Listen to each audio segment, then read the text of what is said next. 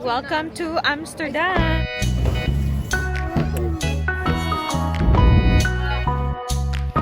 You're missing out. Life change. It's really life-changing. So nice. Lalo ka na naman this week!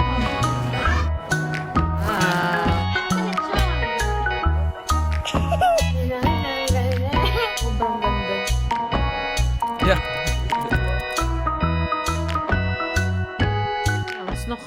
Is nog koud, hè? Kirig-kirig na. Hello, titas! Welcome na naman po sa panibagong video. Happy New Year! Char.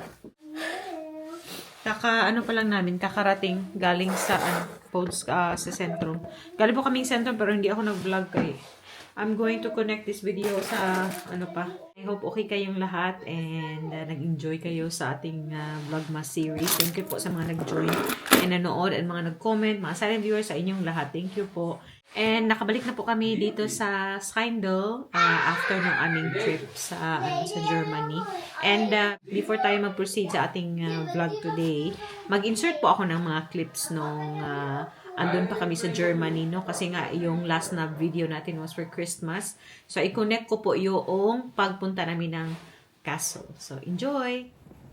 Hi titas, ito yung aming last day sa Cochem, Germany. Yung aming checkout sa aming accommodation was at 10 o'clock but then mga 9 a.m. nakalabas na kami para maghanap ng breakfast. One thing to note when you're visiting Germany, most shops or places doon ay closed po sa Sunday.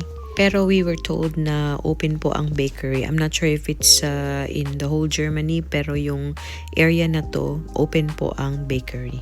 Kaya naman, naglalakad na po kami papunta doon sa open na bakery. Malapit lang din naman yung nakita namin sa Google Maps na na bakery doon sa market na pinuntahan namin the previous night. Yung distance niya sa aming accommodation, siguro mga 15 minutes lang na lakad. And ito na naman, nakita naman namin yung city train na unfortunately hindi namin na-try sa aming first day. Luckily, nung pagpasok naman namin dito sa bakery, hindi pa siya ganun ka-busy. But nung paalis na kami, nagdatingan na yung mga turista and siguro yung mga locals din. Sobrang nag-enjoy ako sa aking breakfast and I paired it with cappuccino. Itong bar nga pa lang to, ito yung pinaka-last stop namin sa aming first day. Nag-enjoy naman si Mr. dito. Kami ng auntie niya at tubig lang yung ininom namin. At ito talaga ang pinakasadya namin ni Ruth dito sa Cochem nung makita talaga and maakyat yung Cochem Castle. So kahit na foggy and sobrang lamig, pinilit pa rin namin na makaakyat doon sa kastilyo mismo. Siguro maririnig nyo po dito na hingal na po talaga ako kasi sobrang steep niya. Hindi naman siya masyadong malayo sa base, lang mga 15 to 20 minutes siguro. Pero sobrang steep niya talaga kaya hinihingal na talaga ako dito. It's foggy, you can't really see the city doon. They can actually go up. See? Yeah. Well, Here, yeah, stop there.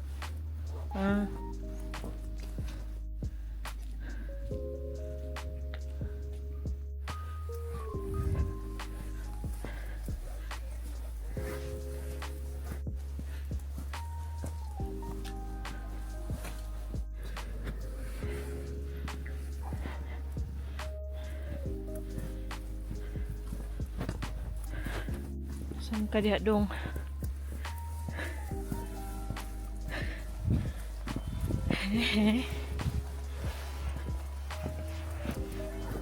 The view is really nice here. Now you can see the church more.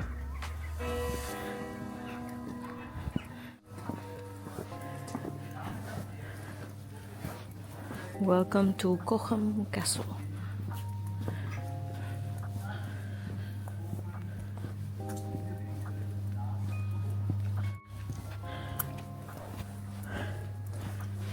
Nothing to do. There's zero visibility over there. It's really foggy. Dodong. It's a nice climb early in the morning, but not too far. It's pretty steep, of course, but not too long. Not sure if you can see it clearly, pero maganda yung details niya. I-zoom natin.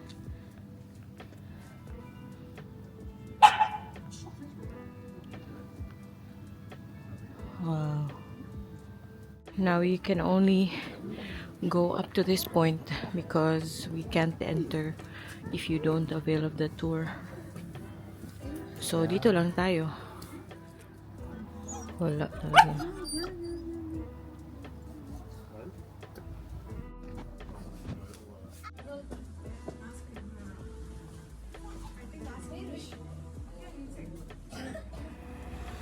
Ba?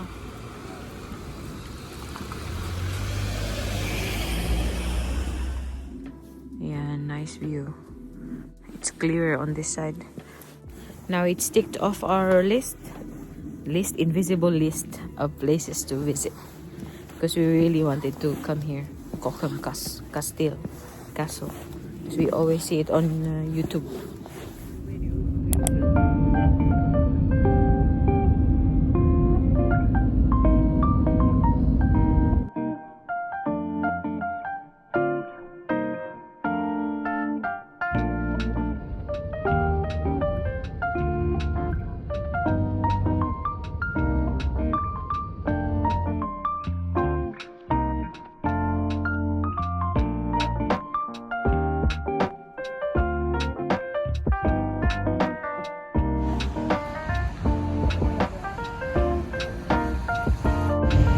Kumusta naman yung pagmumukha natin dyan? Kalkag yarn. Stop over po kami dito sa Luxembourg. Papa,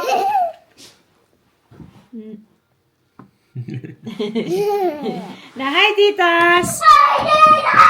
Sino? Bag na yun. Now, back to real time.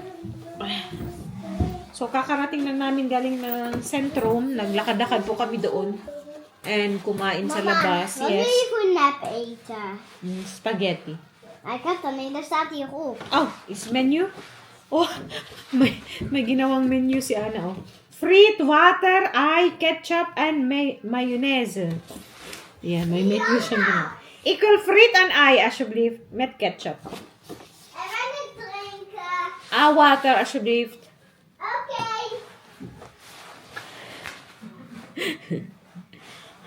Agoy. Sobrang lamig. Sobrang lamig.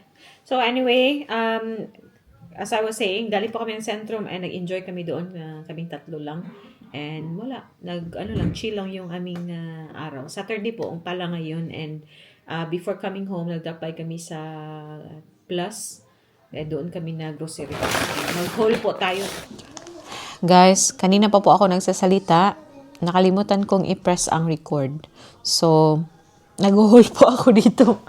But anyway, ulitin natin ang haul.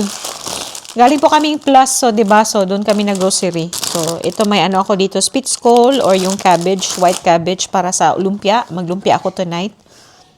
And then may Nescafe ako dito na decaf, instant na kape. Cappuccino siya for Opa pag siya pumupunta dito. And then I have white mushroom dito sa Netherlands, na-discover ko na paborito ko pala ang mushroom. Masarap po siya. Normally, inaano lang namin ng butter and then or olive oil and then yun lang, binibake lang siya. And also, kumuha ako ng sushi, yung smoked salmon. And then meron din ako ditong chicken, minced chicken para sa ating chicken lumpia. Hindi ko po siya ibebenta, no, para lang dito sa bahay. And then may tayo dito yung na siya, grated na or julienne cut man to, na carrots for the lumpia. Meron ako ditong broccoli. I-pair ko siya tonight sa steak kasi magsi-steak kami ni Mr. Si Ruth, pure steak lang siya and also egg. Ako, magbo-broccoli ako, steak and then a little bit of egg.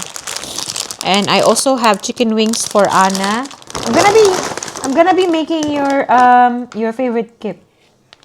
Yeah. Do you want this tonight or tomorrow?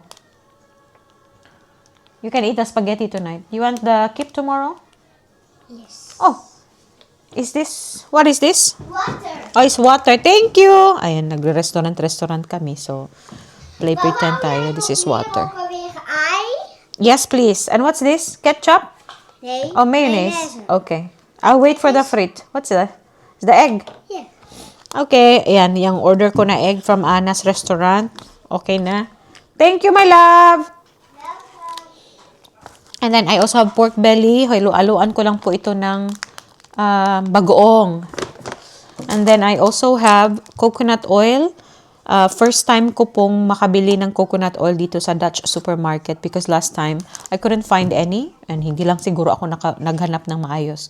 But last time, I bought it from the Asian store. So, next time uwi ako ng Pilipinas, magdadala po ako dito ng coconut oil. Kasi, sobrang konti, hindi ko siya masyado nahanap dito. It's either sold out or nahirapan akong hanapin siya. And sa Pilipinas, yung ating coconut oil, mura. Dito, mahal po siya. Yung ito, mga almost 4 euro na to. So, kung i-convert ko yan, wag na. It's my free. Thank you! Neppe. Thank you. With mayonnaise, ha? Okay, thank you, my love. How much is this? 2. How much? How much should I pay you? You cannot pay. I cannot pay. Is this free? Yeah. Oh, thank you! Free pala, hindi ako chinarge. Napakita ko na ba ito, no? Yung white mushroom. Oh, sige. And then yung yogurt snack ni Anna, this one. Strawberry flavor. Meron din ako ditong loaf na bread for Anna's toasty. Gawan ko siya ng toasty. Ako, 2 lang for Anna.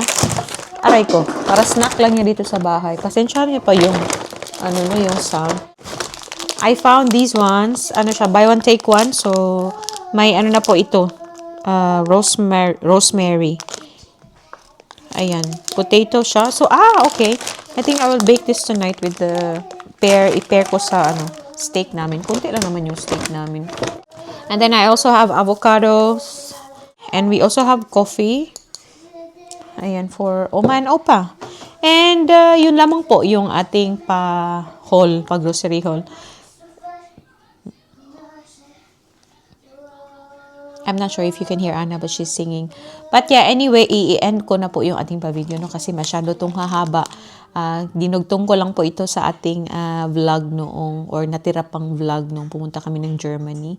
Sobrang nag-enjoy kami doon ni Mr. And however, sadly, yung auntie ni Ruth, pagkaalis namin doon sa bahay nila, nahulog siya, guys, nahulog sa hagdan, and she broke her arm. So, diba? Parang kakaawa.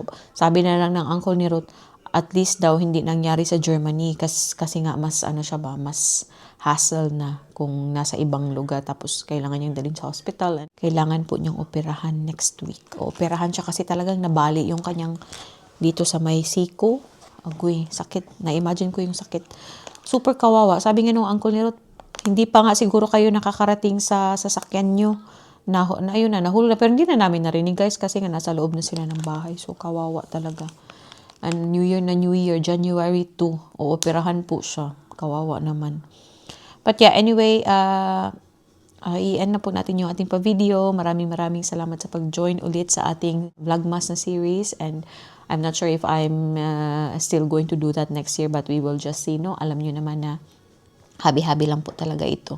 Gusto ko lang na mag-enjoy na mag-create ng memories and mapanood siya pag may mga time kami. Gusto namin mag-relax. Gusto ko makita yung si Anna nung younger pa siya. Ito talaga ang pinaka-reason bakit nagva-vlog ako, and also para makita ng family ko doon sa Cebu ba or yung friends ko. But yeah, we will just see. Thank you po ulit, and I hope okay po kayong lahat. See you na naman po sa susunod na video. Maraming salamat. Duy, mush, babush. Just say goodbye to the titas. Do it, titas. Don't stay there too long, because it's really cold there. Kani ay ayaw niya itong Heb je het nodig? Het is een beetje vast, hè?